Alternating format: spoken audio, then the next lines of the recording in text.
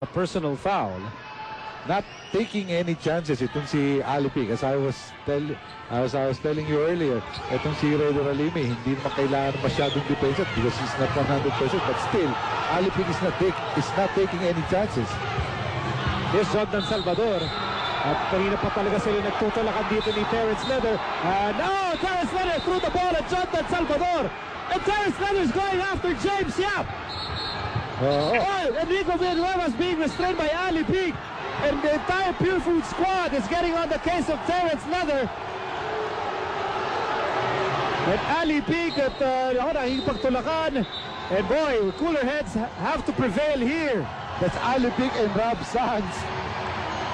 At somebody has to pull Terrence Leather aside here. And somebody has to tell the Pure Food squad to also cool it. And now both teams have to be restrained here. And what action outside of the real action we're seeing here. Luckily, cooler heads like RP team teammates Kirby Raimundo and Renner Ritualo.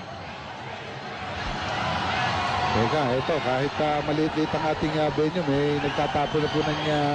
And nagsimula lahat yan doon sa tulakan ni Jordan Salvador at ni Terrence Leather.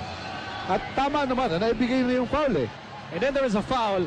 And then all, mayhem broke loose. And all hell broke loose with Terrence Leather threw the basketball at Jordan Salvador. Threw it back actually because it was actually Jordan Salvador who passed the ball. Terrence Leather has been ejected from the game. And that would be the second time he'd be ejected. And I think more fines should be given this guy. Well, eto, reviewin natin yung ating nakikitang action. As usual, nagpo-postehan itong si Jordan Salvador and Terrence Leather for the position. Eto dito, naghihiyawan na yung mga tao. No foul was called yet. Pero ito, a series of bumpings. Bang! Bang! Bang! And finally, the foul was called on Terrence Leather. At dito, nakagirian na po. Pero hindi pa yan. Ayun, pinato yung bola. So, ito, madami nang si James Yap, makikita natin mula sa likod. May binigay na konti kay Terrence Leather. Hindi rin nagustuhan yan. Ipapasa muna yung bola. Bibigay muna yung bola, pero ibabato ito. Technical foul na kagad, binato. So, technical foul na rin. Actually, yun. Sumenyos na si James Yap, nakakita, hinabol. Hindi hinabol, pinipigilan na siya. Pero, si Rico Villanueva, mamaya lulusot na dyan. Ayan, nakakita natin kanina yan. Si Rob Sands, ito. Aba, nandiyan lahat. Ayun, malino. There was a karate kick coming from James Yap from behind.